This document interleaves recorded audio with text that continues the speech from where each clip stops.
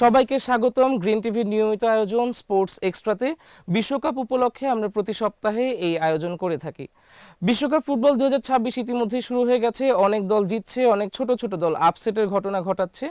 আবার অনেকেই আছেন যারা বিশ্বকাপ শুরুর আগে থেকেই ঠিক করে রাখেন যে কারা এবারে বিশ্বকাপ জিততে পারে, কারা হারতে পারে, কারা নকআউট পর্ব থেকে বাদ পড়তে পারে। তেমনই একজন ডক্টর হাসিনুর রহমান, ঢাকা বিশ্ববিদ্যালয়ের আইএসআরটি এর অধ্যাপক। স্যার, আপনাকে স্বাগতম স্পোর্টস এক্সট্রাতে। কেমন আছেন? ধন্যবাদ সাদমান, আমাকে আমন্ত্রণ জানানোর জন্য। আমি ভালো আছি। স্যার, আসলে বিশ্বকাপ অলরেডি শুরু হয়ে গিয়েছে, ফ্যানরা একেবারে পাগলের মতো হয়ে যাচ্ছে। Brazil, Argentina, Portugal, Spain. আপনি আসলে ব্যক্তিগতভাবে কোন দলকে এবার সমর্থন দিচ্ছেন? প্রথমে এটা বলে নেওয়া ভালো অবশ্যই দর্শকদের সুবিধার্থে যে আমি আসলে আর্জেন্টিনা সাপোর্টার, সেটা অনেক আগে থেকেই, ছোটবেলা থেকেই। স্যার, ইতিমধ্যেই সামাজিক যোগাযোগ মাধ্যমে আপনার যে প্রেডিকশনগুলো আছে এবারের 2026 বিশ্বকাপ নিয়ে অনেক আলোচনার সৃষ্টি দিয়েছে। এর আগে 2022 বিশ্বকাপেও আপনি বেশ নিখুঁত প্রেডিকশন দিয়েছিলেন, সেটাও বাংলাদেশের দর্শক সমাজে বেশ একসেপ্টেড হয়েছিল। আবার 2026-এর নির্বাচন নিয়েও আপনার যে প্রেডিকশন ছিল সেটাও আমরা দেখেছি যে বেশ নিখুঁতভাবেই আমরা পরবর্তীতে ফলাফলগুলো জানতে পেরেছি। এবারের 26 বিশ্বকাপ নিয়ে আসলে আপনার কি ধারণা? আপনি যে প্রেডিকশন দিয়েছেন সেখানে কতদূর যেতে পারে? সাদমান, দেখুন, আমরা যারা পরিসংখ্যানবিদ বা ডেটা সায়েন্টিস্ট হিসেবে কাজ করি, আমরা সবসময় ডেটা পর্যালোচনা করে সেটার একটা প্যাটার্ন খোঁজার চেষ্টা করি। তো স্পোর্টসের ক্ষেত্রেও এই ধরনের প্রেডিকশন হয়ে থাকে, আপনি নিশ্চয়ই জানেন, যেহেতু স্পোর্টসের সাথে আপনি সাংবাদিকতা করেন। তো সেখানে নানা ধরনের প্রেডিকশন হয়, সারা বিশ্বব্যাপী কিন্তু হচ্ছে, আমাদের দেশে হচ্ছে, আমাদের বাইরেও হচ্ছে। আমাদের দেশে সেটা খুব কম হচ্ছে। যেমন ব্যক্তিগত পর্যায়ে আমি আমি আমার গবেষণার পাশাপাশি এই স্পোর্টস নিয়ে একটু বাড়তি আগ্রহ ছিল। আমি সব ধরনের লিগগুলো, বিভিন্ন ধরনের ম্যাচগুলো দেখি। তো সেই আগ্রহের ধারণা থেকে আপনি বলতে পারেন, সেই আগ্রহের এক ধরনের থেকেই আমি এই গবেষণায় আর কি যুক্ত হয়ে যাই। এটি আসলে সেই ধরনের পরিপূর্ণ যে স্ট্যাটিস্টিক্যাল বা পরিসংখ্যান ভিত্তিক যে গবেষণা, সেটা বলবো না। এটা এবারকার যে বিশ্বকাপের 2026-এর প্রেডিকশন দিয়েছে, সেটা আমি বলি সাবজেক্টিভ প্রবাবিলিটি মডেল। অর্থাৎ প্রতিটি খেলা, 104টি খেলা রয়েছে আমরা জানি। তো এই 104টি খেলার প্রতিটি খেলার ক্ষেত্রেই যে অপোনেন্ট থাকে, তাদের শক্তিমত্তা কেমন, কে জিতবে না জিতবে, এর পিছনে যে যে ফ্যাক্টরগুলো যুক্ত থাকে, তো পরিসংখ্যানের ভাষায় আমরা সেই ফ্যাক্টরগুলো নিয়ে আলোচনা করে সেই ফ্যাক্টরগুলোর কতটা শক্তি এই ওই দলকে জেতার ক্ষেত্রে তাদের সম্ভাবনা কতটুকু, সেটা এক ধরনের সাবজেক্টিভ প্রবাবিলিটি বেসিসে এটা চিন্তা করা হয় এবং সেই অনুযায়ী সেটাকে এই সিদ্ধান্তটা দেওয়া হয় যে আসলে কোন টিম জিতবে। তো এভাবে করে করে আমি এক ধরনের প্রেডিকশন করেছি। পাশাপাশি প্রতিটি দেশের খেলোয়াড়দের সম্পর্কে আমার একটা পুরো ধারণা রয়েছে যে ওই টিমটা কত শক্তিশালী হতে পারে। এই দুটো বিশ্বাসের উপর ভর করেই বলতে পারেন যে আমি এই প্রেডিকশনটা করেছি। আচ্ছা স্যার, আসলে এত বড় একটা আয়োজন, বিশ্বকাপের মতো খেলা, 48টা দল, 104টা ম্যাচ, এরপরে অনেকগুলো নকআউট স্টেজের খেলা আছে। আহ, আসলে পরিসংখ্যানে আমরা ভ্যারিয়েবল জিনিসটা অনেক বেশি শুনে থাকি, আমরাও পড়াশোনার সময় শুনেছি। এই বিশ্বকাপের প্রেডিকশনের ক্ষেত্রে আসলে আপনি কোন প্রধান প্রধান ভ্যারিয়েবলগুলো নিয়ে আসলে কাজ করেছেন? দেখুন সাদমান, যে কোনো গেমের ক্ষেত্রে আমরা মূলত যে বিষয়টা চিন্তা করি যে ওই টিমটা কত শক্তিশালী, তা শক্তিশালী কার বিবেচনায় আপনি সেটা বের করবেন।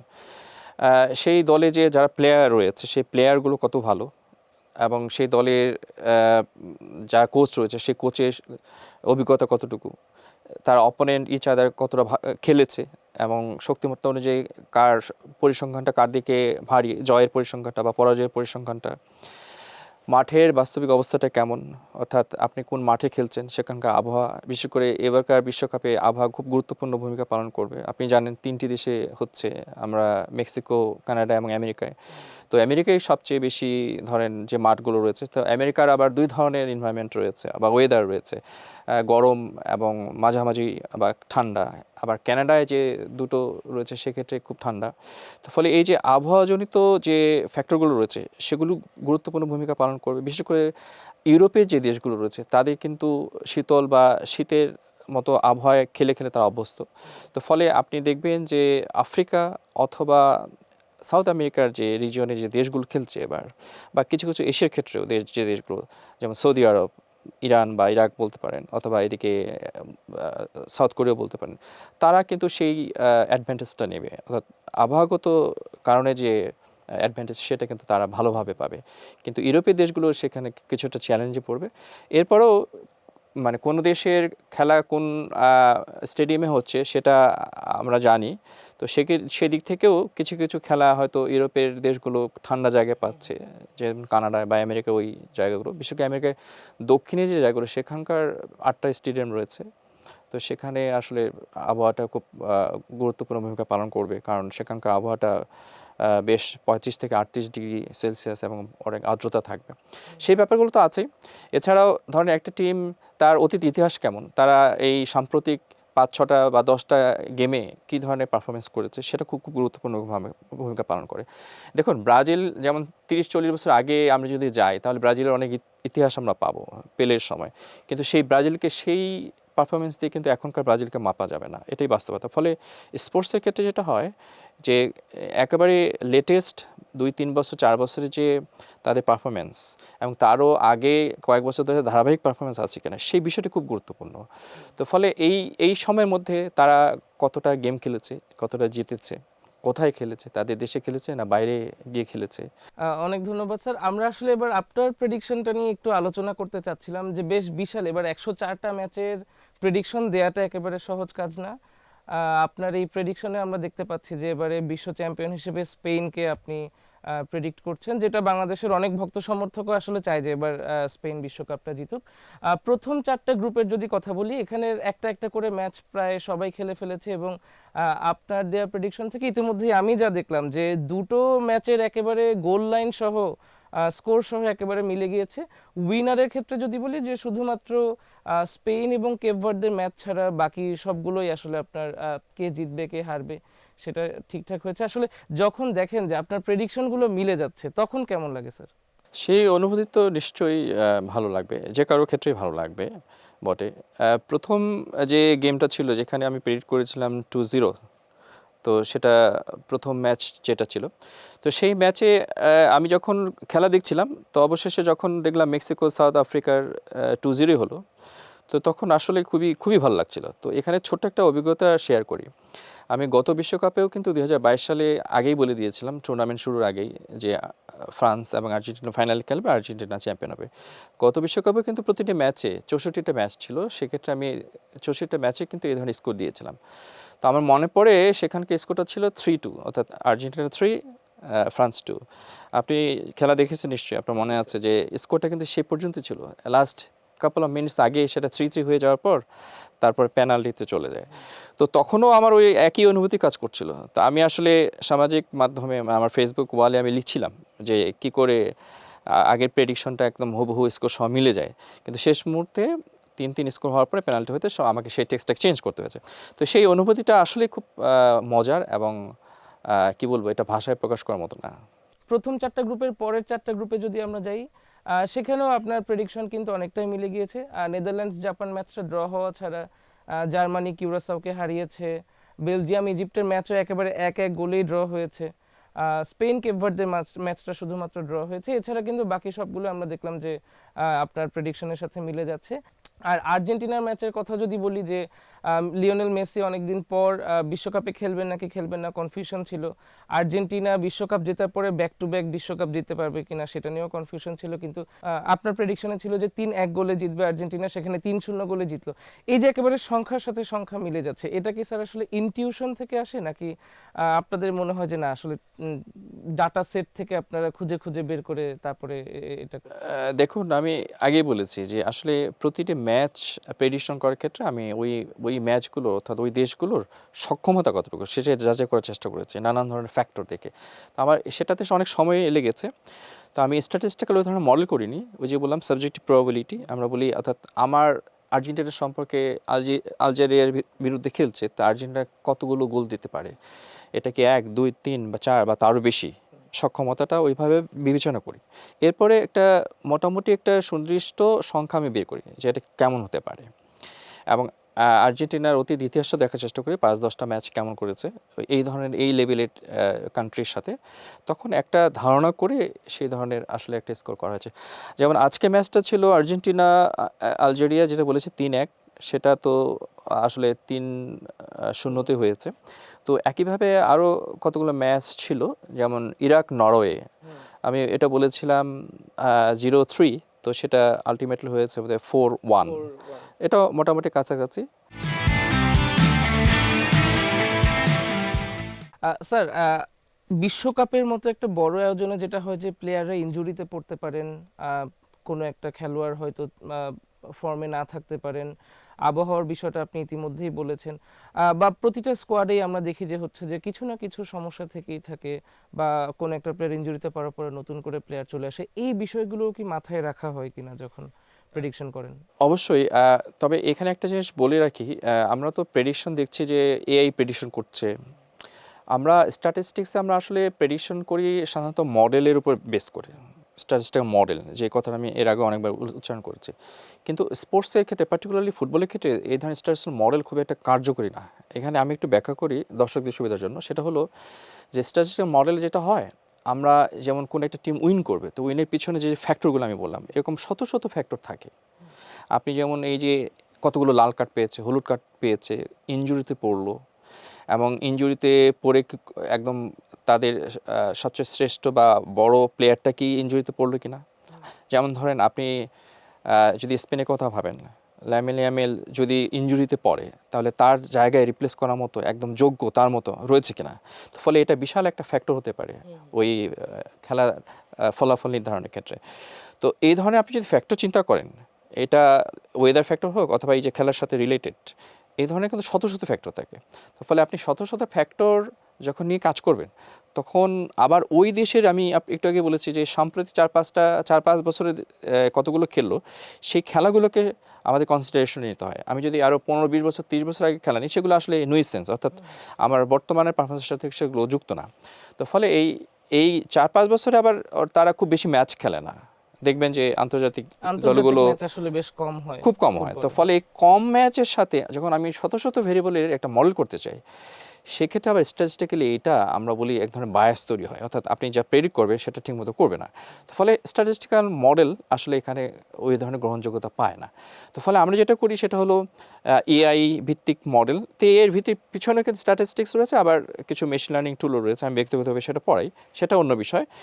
এটা সবচেয়ে বেশি ভালো হয় আমার অভিজ্ঞতা থেকে বলছি, 4-5 বছরের যে অভিজ্ঞতা বললাম স্পোর্টস নিয়ে কাজ করা, সেটা হলো যে আপনি তার সার্বিক পারফরমেন্সটা, সার্বিক ওই ফ্যাক্টরগুলোর বর্তমান পার্সপেক্টিভে কী, সেটা যদি আপনি নিজেই মানুষ হিসেবে আমরা যদি চিন্তাভাবনা করে আমাদের ব্রেনে করে এক ধরনের মডেল ফিট করি, যেটা আমি হিউম্যান মডেলিং আমি বলবো, সেটা সবচেয়ে ভালো ফলাফল দেয়। আপনি দেখেন এআই আমাদের প্রেডিক্ট করেছে, কিন্তু আপনারা জানেন আমরা সবাই গুগলের জেমিনি ইউজ করি, তো তারা বলেছে নেদারল্যান্ড এবার চ্যাম্পিয়ন হবে। আপনি যদি চ্যাট জিপিটি যান, বলছে যে আর্জেন্টিনা চ্যাম্পিয়ন হবে। আপনি যদি ক্লাউড যান, সে বলছে যে স্পেন হবে। তো এই ধরনের ওই বিভিন্ন এআই আবার বলছে বিভিন্ন ধরনের দেশ তারা চ্যাম্পিয়ন হবে। তো ফলে এআই যেটা করে সেটা হলো ওই দেশগুলো সম্ভব অতীতে যতগুলো খেলা খেলেছে সেগুলো নিয়ে একটা সিমুলেশন করার চেষ্টা করে। তো সিমুলেশন করার পিছনে আবার অনেকগুলো ওই যে আমি ফ্যাক্টরগুলো বললাম, সেই ফ্যাক্টরগুলো কেমন হতে পারে সেটার একটা কপি দেওয়া হয়, যে এই ফ্যাক্টরগুলো এই হতে পারে। তো ফলে তারা ওই ধরনের বিভিন্ন ফ্যাক্টর কম্বিনেশন নিয়ে সিমুলেশন করে রেজাল্ট কী হতে পারে সেটা দেখে। তার মানে বাস্তবে যদি খেলাগুলো শত শত হাজার হাজার লাখ লাখ হতো, তখন কী রেজাল্ট হতো, তো সেটা এআই মডেলগুলো করে। তো সেটাও এই বাস্তবতা তার নিরিখে হয় না। যেমন একজন কি প্লেয়ার যদি আগের ম্যাচে ইনজুরি হয়, তাহলে পরের ম্যাচে কিন্তু ওই দলটি জেতার সম্ভাবনা অনেক কমে যায়। এইরকম বাস্তবতা অনেক রয়েছে। তো সে ফ্যাক্টরগুলো স্পোর্টস অ্যানালাইসিসের ক্ষেত্রে কিন্তু কনসিডারেশন নিয়ে আসতে হয়। হ্যাঁ, একেবারে সঠিক স্যার। স্যার, আমি আপনার রাউন্ড অফ 16-এর পরে কোয়ার্টার ফাইনালটা দেখছিলাম। খুব interestingly Argentina, Brazil, Spain, France সকল বড় দলগুলোই আছে। আমার চোখ আটকে গেছে আর্জেন্টিনা বনাম পর্তুগাল ম্যাচে, কারণ পুরো ফুটবল বিশ্বই হয়তো অপেক্ষা করেছে যে কোনো না কোনো সময় বিশ্বকাপে মেসি এবং রোনালদোকে একে অপরের মুখোমুখি হতে দেখবে। আপনার এই সিমুলেশন যদি সঠিক হয়, তাহলে ইনশাল্লাহ ফুটবল বিশ্ব খুব দ্রুতই হয়তো এই ধরনের একটা ম্যাচ দেখতে যাচ্ছে, যেখানে বিশ্বের সেরা দুই ফুটবলার একজন আরেকজনের সাথে মুখোমুখি হবে। দুই গোলে ড্র আপনার প্রেডিকশনে আছে, এরপরে পেনাল্টি শুটআউটে আর্জেন্টিনা জিতবে। আসলে ফুটবল ভক্ত হিসেবে যদি আপনাকে জিজ্ঞেস করি যে এই ধরনের হাই ভোল্টেজ ম্যাচ, মেসি বনাম রোনালদো, এমবাপ্পে বনাম হল্যান্ড অথবা লামিন ইয়ামাল বনাম এমবাপ্পে, এই যে স্টারদের যে ম্যাচগুলো, এগুলো প্রেডিক্ট করার সময় আসলে আপনাদের মাথায় কি চলে? মানে এখানে প্রত্যেকেই সেরা খেলোয়াড়, রোনালদো তার মতো করে বিশ্বের অন্যতম সেরা ফুটবলার, মেসিও বিশ্বের অন্যতম সেরা ফুটবলার, এই ফ্যাক্টরগুলো কি আপনাকে কোনোভাবে ইনফ্লুয়েন্স করে কিনা? দেখুন সাদমান, একটা ভালো পয়েন্ট আপনি ধরেছেন। সেটা হলো যে কোনো একটা টিমে যদি বিশ্বের সর্বশ্রেষ্ঠ বা সর্বসেরা একজন প্লেয়ার থাকে, যেমন আপনি রোনালদোর কথা বলেন, মেসির কথা বলেন, লামিয়ালের কথা বলেন, বা এমবাপ্পের কথা বলেন, বা আরও অনেকে আছে, কয়েকজন আছে, তারা থাকলে সেই দলটা কেমন পারফর্ম করতে পারে। ফুটবল কিন্তু একজনের খেলা না বা দুইজনের খেলা না, এটা একটা টিম ওয়ার্ক, আপনি জানেন। এবং টিমটার প্রতিটা পজিশনে যদি যারা খেলছে তারা যদি তাদের পারফরমেন্সটা দেখায়, তবেই ওই টিমটা কিন্তু ফাইনালি। তবে এখানে যেমন ধরেন আজকে ম্যাচের কথা বলি, মেসি একাই 3টা গোল দিয়ে হ্যাট্রিক করলো এবং আর্জেন্টিনাকে জয় নিয়ে আসলো। তো এই ধরনের কি ফ্যাক্টর থাকে আমরা বলি, তো কি ফ্যাক্টরগুলো সাধারণত মেসি, এমবাপ্পে বা রোনালদোর মতো প্লেয়াররাই করে, বা ল্যামিন ইয়ামাল যে আসছে হয়তো এরকম এই ধরনের, উনিও হয়তো এদের মতো হয়ে যাবে হয়তো এরপরের বিশ্বকাপের আগেই। তো এটা বড় ফ্যাক্টর, কিন্তু এগুলো কনসিডারেশন আমরা নেই, অবশ্যই নেই। আর আপনি যদি ওই দলগুলোর সাম্প্রতিক পারফরমেন্স দেখেন, সেখানেও তো এই প্লেয়ারাই খেলেছে তাদের এই টিমটাতে, ফলে ওই সাম্প্রতিক পারফরমেন্সটা আপনি যদি বিবেচনা নেন, তাহলে কিন্তু পরোক্ষভাবে তাদের পারফরমেন্সটাই বা তাদের উপস্থিতিটাকে বিবেচনা নেওয়া হচ্ছে। সেটাকে আলাদাভাবে আমরা দেখি না, ওইটা ওই তাদের টিম থেকেই অটোমেটিক চলে আসে। তবে বাংলাদেশের পার্সপেক্টিভে যদি চিন্তা করেন, আমাদের দর্শকরা কিন্তু দুটো দলকে সবসময় চ্যাম্পিয়ন বানিয়ে দেয়, আপনারা জানেন নিশ্চয়ই। আমাদের পুরো সমাজ কাঠামো, এটা শিক্ষিত অশিক্ষিত হোক অথবা যে কোনো শ্রেণী পেশার হোক, তারা কিন্তু আর্জেন্টিনা আর ব্রাজিলের দুটো পার্টে ভাগ। তো ফলে আর্জেন্টিনা যারা, তারা আর্জেন্টিনাকে চ্যাম্পিয়ন বানাচ্ছে, ব্রাজিলকে চ্যাম্পিয়ন বানাচ্ছে, কিন্তু প্রকৃতপক্ষে চ্যাম্পিয়ন তো হবে একটি টিম। এখন আপনি এই ধরনের ভক্তদের কাছে যদি তাদের টিমকে চ্যাম্পিয়ন বানাতে চান, তাহলে এই স্ট্র্যাটেজির মডেল, ওই পার্সপেক্টিভটা আপনাকে আর ওই কোন কাজে দিবে না। তো বাংলাদেশে অনেক সময় দর্শকরা কিন্তু এটা করে যে ঠিক আছে, আমার আর্জেন্টিনা আর্জেন্টিনা চ্যাম্পিয়ন হবে এবার। তো ফলে ওই টিমের যে কিছু দুর্বলতা রয়েছে বা ব্রাজিলের টিমের কিছু দুর্বলতা রয়েছে, সেটাও যে ব্রাজিলকে ওই চ্যাম্পিয়ন পর্যন্ত না নিতে পারে, সেই বাস্তবতাটা বা সেই লজিকগুলো তার মানতে চায় না। তো আমি যখন এই ধরনের প্রেডিকশন করি, এই লজিকগুলো, এই আমি যেটা বললাম, সাধারণ পাবলিক বা সাধারণ জনগণ হিসেবে যেভাবে ভাবি, সেভাবে আমারও একটা জিনিস থাকে। আমি ব্যক্তিগতভাবে একটা চয়েস আছে, আমি তো বলেছি আর্জেন্টিনার সাপোর্টার, কিন্তু সেটা তখন আমি বাইরে রাখি।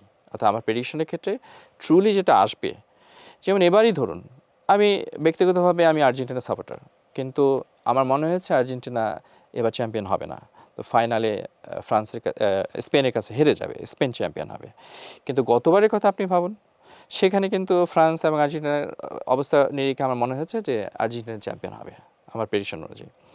তো ফলে আমি তো আর্জেন্টিনাকে এবারও চ্যাম্পিয়ন বানাতে পারতাম। আপনি যে পার্সপেক্টিভ চিন্তা করে বললেন, বা আমাদের দেশের জনগণের কথা যদি আমি বিবেচনা করি, সেক্ষেত্রে হয়তো এরকম করতাম আমি। সেটা কখনো মাথায় নিয়ে না, আমি প্রফেশনাল জায়গায় চেষ্টা করি, অর্থাৎ আমার প্রফেশনালিজমের জায়গায় থেকে কোনটা কী ধরনের আসতে পারে সেটাই বের করার চেষ্টা করি, সর্বোচ্চ ডেটা অ্যানালাইসিস করে বা আমার পারসেপশন দুটোকে মিলিয়ে একসাথে। স্যার, এর সাথে আরেকটা বিষয় চলে আসে, সেটা হচ্ছে যে টিম সাইনার্জি বা বন্ডিং যেটাকে বলে। যেমন আর্জেন্টিনাকে নিয়ে 2022 বিশ্বকাপ থেকে যেটা শুরু হয়েছে, যে লিওনেল মেসি একজন লিডার হিসেবে পুরো দলকে গড়ে তুলছে। 26 বিশ্বকাপেও দেখা যাচ্ছে যে আর্জেন্টিনা যখন মাঠে ঢুকছে বা মাঠের বাইরে যখন ট্রেনিং করছে, লিওনেল মেসি একজন লিডার হিসেবে আবির্ভূত হচ্ছে। এবং অনেকে বলছে যে আর্জেন্টিনার খেলা যে খুব ভালো হয়েছে বা প্লেয়াররা সবাই বিশ্বমানের হয়ে গেছে, সেরকম না, কিন্তু অ্যাজ এ টিম তারা খেলতে পারছে। যার কারণে বিভিন্ন পজিশনে আর্জেন্টিনার বিশ্বসেরা খেলোয়াড় না থাকলেও তারা যখন মাঠে যাচ্ছে, তখন তারা সবাই তাদের সম্পূর্ণ এফোর্টটা দিয়ে খেলছে।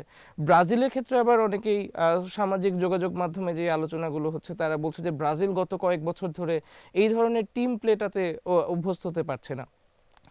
আমরা যদি আসলে পরিসংখ্যান বা ডাটার সাথে এই ধরনের মনস্তাত্ত্বিক জিনিসগুলোকে যদি যুক্ত করি, তারপরেই তো আসলে এই ধরনের প্রেডিকশনগুলো আসে। আপনাদের ক্ষেত্রে আসলে জিনিসটা কিভাবে কাজ করে, যে এই যে টিম বন্ডিং, একটা লিডারশিপের উদাহরণগুলো আপনারা কি এখানে নিয়ে আসেন কিনা? ধন্যবাদ। টিম ওয়ার্ক বা এই যে লিডারশিপের জায়গা যেটা আপনি বললেন, সেটা খুবই গুরুত্বপূর্ণ ভূমিকা পালন করে। কারণ আপনার টিমের মধ্যে যদি বন্ডিংটা না থাকে, যেটা আপনি বললেন যে মেসি, সেটা কিন্তু ওই আরও কয়েক বছর ধরে আপনার মনে আছে নিশ্চয়ই, মেসি কিন্তু এই 2014 যে বিশ্বকাপ, সেখানেও ফাইনালে তার হেরেছে। আমরা ধরে নিয়েছিলাম যে মেসি সেবারে ফাইনালে এই চ্যাম্পিয়ন হয়ে যাবে বিশ্বকাপে, সেটা হয়নি। তো সেটা হয়নি, আনএক্সপেক্টেডলি তার খুব খারাপ খেলেছিল। তার আগের ম্যাচগুলো কিন্তু খুব ভালো খেলেছিল, আপনার নিশ্চয়ই মনে আছে। তো আপনি আসলে ফুটবল তো মনোজগতের খেলা। আমার পায়ের বা শক্তি বা শরীরের শক্তি দিয়ে আমি খেলছি, আমার ট্যাকটিক্স বা ব্রেন দিয়ে খেলছি, কিন্তু এর বাইরেও মানসিকতা বা মননের জায়গায় একটা আত্মবিশ্বাসের জায়গা, সেটা খুবই দরকারি, খুব ইম্পর্টেন্ট। সেটা ব্রাজিলের টিমের ক্ষেত্রে কিছুটা অ্যাবসেন্ট আমি মনে করব, যে আর্জেন্টিনা অনেক এগিয়ে আছে। সামাজিক যোগাযোগ মাধ্যমে তো আমরা দেখছি যে বলা হচ্ছে যে মেসি হলো এক ধরনের এমন লিডার যেটাকে আমরা বলি ইউনিক লিডার, অর্থাৎ মাফিয়া টাইপের, এভাবে নানানভাবে উপস্থাপনা করা হচ্ছে। আমি এটা পজিটিভলি দেখি। অবশ্যই মাফিয়া হওয়া উচিত, কারণ সে যদি ওই টিম ওয়ার্কের জায়গায় সে কিভাবে পাস দেবে, কার সাথে কিভাবে খেলবে, ড্রিবলিং করবে, তারপরে কে কাকে পাস দেবে, চ্যালেঞ্জগুলো আসলে সেটা কিভাবে তার মোকাবেলা করবে, এটা যদি তার সুনির্দিষ্টভাবে করতে পারে একটা টিম হিসেবে, টিম ওয়ার্ক করে, এটা অবশ্যই ফুটবলকে এগিয়ে নিয়ে যাবে তাদের। এবং সেটাই হচ্ছে কিন্তু আর্জেন্টিনার ক্ষেত্রে। আপনি আজকেও দেখবেন আর্জেন্টিনা কিন্তু তাদের ডিফেন্স অত শক্তিশালী আমি বলবো না, কিন্তু তারা যেভাবে ট্যাকল দিয়েছে ব্যাপারটাকে, সেটা এভাবেই যদি তারা ধরে রাখে, তাহলে তারা হয়তো কোয়ার্টার ফাইনাল বা সেমিফাইনাল পর্যন্ত ইজিলি যেতে পারে। বা সেমিফাইনাল বা ফাইনালে গিয়ে কী করবে সেটা বড় প্রশ্ন, কারণ তার প্রতিপক্ষ যদি তার চেয়ে বড় বেশি ট্যাকটিক্স নিয়ে আসে, তখন সেটা হয়তো তারা একটা সমস্যায় পড়তে পারে। কিন্তু তাদের এই টিমওয়ার্কটা বেশ ভালো কাজে দিচ্ছে, বিশেষ করে লিওনেল মেসির যে লিডারশিপ, এবং লিডারশিপটা শুধু মাঠের মধ্যে না, এটা কিন্তু মাঠের বাইরেও থাকতে হয়। আমরা জানি ফুটবলে মাঠের বাইরেও সবচেয়ে বড় পরিবেশটা হলো ড্রেসিং রুমে। তো ড্রেসিং রুমের, বিশেষ করে ক্লাবের আপনি খেলাগুলো যদি দেখেন, ড্রেসিং রুমের পরিবেশটা যদি ভালো না থাকে, তাহলে কিন্তু এই মাঠের ফলাফলটাও এটা সরাসরি একটা প্রভাব ফেলে। যেমন রিয়েল মাদ্রিদের লা লিগা না চ্যাম্পিয়ন হওয়ার ক্ষেত্রে সেই ড্রেসিং রুমের পরিবেশটা ভালো ছিল না, সেটা আমরা পরে জানতে পেরেছি। তো সেগুলো কিন্তু প্রকাশ করা হয় না। আপনি এখনও বিশ্বকাপে অনেকগুলো ম্যাচ হচ্ছে, ড্রেসিং রুমের পরিবেশটা কিন্তু সব টিমেরই যে খুব সুন্দরভাবে আনন্দমূলক বা ফ্রেন্ডশিপ হিসেবে রয়েছে, এটা আপনি ভাবতে পারবেন না, কিন্তু এগুলো আবার প্রকাশও হয় না। তো ফলে এগুলো কিন্তু কিছু কিছু ক্ষেত্রে কিছু কিছু প্লেয়ারের মানুষের থেকে কুড়ে খায়, বা তার পারফরমেন্সটাকে কিন্তু ব্যাঘাত ঘটায়। তো ফলে এটা টিমের আলটিমেটলি যে ফলাফল, সেখানে একটা বড় রকম প্রভাব ফেলতে পারে মাঝে মাঝে। স্যার, এবারে যদি আমরা দেখি যে বাংলাদেশের ভক্ত সমর্থকরা মূলত ব্রাজিল আর্জেন্টিনার পাশাপাশি গত 1-2 দশকে হয়তো ইংল্যান্ড, ফ্রান্স, স্পেনের মতো দলকেও সমর্থন দেওয়া শুরু করছে। আপনার প্রেডিকশনে আমরা দেখছি যে স্পেন আর্জেন্টিনা ফাইনালের পাশাপাশি ফ্রান্স এবং ব্রাজিল তারা তৃতীয় নির্ধারণী ম্যাচ খেলছে। আপনার কাছে কি মনে হয় যে স্পেন ইতিমধ্যেই প্রথম ম্যাচ ড্র করেছে, যদিও আর্জেন্টিনা 2022 বিশ্বকাপের প্রথম ম্যাচটাই সৌদি আরবের কাছে হেরে বসেছিল, তারপরও তারা বিশ্বকাপ জিতে নিয়েছে। ব্যক্তিগতভাবে আসলে স্পেনকে নিয়ে এবার আপনি কতটুকু আশাবাদী? স্পেনের প্রথম ম্যাচে তাদের পারফরমেন্সের পাশাপাশি তাদের হাতে আসলে বেশ ভালো ভালো কিছু খেলোয়াড় আছে, হয়তো কোনো এক কারণে তারা সেই ম্যাচে পারফর্ম করতে পারেনি। বাকি ম্যাচগুলো জিতে আসলে স্পেন এতটুকু পর্যন্ত আসতে পারবে বলে আপনি আশাবাদী কিনা? ধন্যবাদ। স্পেনের প্রথম ম্যাচে যে তারা পারফরমেন্স করেছে, সেটা যদি যে কোনো আমি বলি দর্শক যদি বিবেচনা করে, স্পেনকে চ্যাম্পিয়ন ভাববে না, এটা নিশ্চিত। কারণ স্পেন খুব একটা ভালো খেলেনি। তবে এখানে আপনার ওই কৃতিত্ব দিতে হবে কিন্তু অপোনেন্ট যে টিম ছিল, সেই টিমের যে গোলরক্ষক ভজিনিয়ার অসাধারণ খেলেছে। কারণ অন্য গোলরক্ষক হলে স্পেন হয়তো 3টা বা 2টো 4টা গোল পেতে পারতো, এটা বাস্তবতা। তো তখন কিন্তু আমাদের আবার এই ধরনের কমেন্ট করাটা খুব কঠিন হতো। আসলে ফুটবল এরকমই খেলা। তবে স্পেনের সার্বিক যে ল্যামিন ইয়ামাল তো আসলে শেষে কয়েক মিনিট নেমেছে, বা আরেকজন উইঙ্গার ছিল যে উইলিয়ামস, সেও তো পরে নেমেছে। তারা হয়তো খুব ভালোভাবে ফিট না। এই দুটো উইঙ্গার কিন্তু স্পেনের জন্য খুব ইম্পর্ট্যান্ট। স্পেনের বাকি প্লেয়াররা মাঝমাঠ বলুন, আপনি আক্রমণে যারা থাকে বা আপনার ডিফেন্সে যারা থাকে, তারা কিন্তু খুবই ভালো বিশ্বমানের। এবং আমি বলবো দুই একটা টিমের মধ্যে সবচেয়ে ভালো অবস্থানে যারা আছে তার মধ্যে স্পেন, ফ্রান্স বলতে পারেন, নেদারল্যান্ড বলতে পারেন, আমি একটু দেখেছি বিশ্লেষণ করে। তো ফলে স্পেনের কিন্তু সেই সুযোগটা রয়েছে। ল্যামিন ইয়ামাল এবং উইলিয়ামস যখন নামবে, আপনি যখন একটা পুরো টিম শুরু থেকে দেখবেন, তখন স্পেনের যে প্রথম ম্যাচের চরিত্র দেখেছেন সেটা ভিন্ন হবে, আরও আক্রমণাত্মক হবে এবং তারা স্কোর পাবে অবশ্যই। তবে স্পেন কিন্তু কোনো কারণে যদি সেই ধারাবাহিকতা যদি আবার রক্ষা করতে না পারে, অর্থাৎ আরও খারাপ খেলে পরের টিমে, তবে স্পেনের ক্ষেত্রে যে পাথওয়ে, তাতে তাদের সাথে কিন্তু রাউন্ড অফ 32-তে গিয়ে কিন্তু আর্জেন্টিনার দেখা হওয়ার একটা সম্ভাবনা রয়েছে। এটাও কিন্তু বিশ্লেষণ করে দেখা গেছে। ফলে স্পেন যদি এখানে রানার আপ হয়, অর্থাৎ এখনকার আমার হিসেব অনুযায়ী রানার আপ হবে এই টিমে হলো উরুগুয়ে। তো উরুগুয়ের জায়গায় যদি স্পেন যায়, সেক্ষেত্রে স্পেনের সাথে কিন্তু আর্জেন্টিনা দেখা হবে। তো ফলে আমরা এই আর্জেন্টিনা এবং স্পেনকে যেটা ফাইনালে ভাবছি, সেটা রাউন্ড অফ 32-তেই কিন্তু হয়ে যাবে ওই ফাইনাল মহারণ। সেক্ষেত্রে হয়তো আমার প্রেডিকশন নাও মিলতে পারে। হ্যাঁ, অবশ্যই প্রেডিকশন মিলা না মিলা সেটা তো আসলে ফুটবল এতই একটা আনপ্রেডিক্টেবল খেলা, তারপরেও আসলে পরিসংখ্যান সবকিছু মিলে আমরা প্রেডিক্ট করতে পারি, ইচ্ছা পোষণ করতে পারি। স্যার, সবশেষ আপনার কাছে যদি প্রশ্ন করি যে এই বিশ্বকাপে এখন পর্যন্ত যতগুলো ম্যাচ হয়েছে, অনেক বড় বড় তারকারা খেলছেন, আপনার কাছে কি মনে হয়েছে যে মাঠের খেলাতে এখন পর্যন্ত কোন দলকে সবচেয়ে এগিয়ে রাখবেন? এখন তো আজকে পর্যন্ত তো 20টা খেলা হয়েছে, আগামীকাল আজকে রাতে হলে 24 গেমস হবে। অর্থাৎ আমরা জানি প্রথম রাউন্ডে খেলা কিন্তু 72টা খেলা রয়েছে। তো 24টা খেলা হলে তখন মোটামুটি সব টিমই, আমি বলবো না সব টিম না, তার মধ্যে 12টা টিমে খেলা হবে, আরও 24টা টিমে খেলা হবে, আরও 24টা টিম রয়ে যাবে, কারণ সেকেন্ড রাউন্ডে খেলা তাদের রয়েছে। তো ফলে তখন একটা ধারণা আমরা পাবো আসলে যে কোন টিম কেমন করতে পারে, প্রাথমিক একটা ধারণা পেতে পারি কোন টিমের স্কোয়াড কেমন, তারা কেমন রেজাল্ট করতে পারে। আমার এটা আবার ওই স্ট্যাটিস্টিক্যালি আবার সিগনিফিকেন্ট নাও হতে পারে। আমরা স্ট্যাটিস্টিক্সে তো একই ডেটা বারবার দেখতে চাই, তো ফলে সেটা কেমন রেসপন্স করছে তখন আমরা বুঝতে পারবো। অনেক ধন্যবাদ দর্শক আপনাদেরকেও আমাদের সাথে এতক্ষণ থাকার জন্য।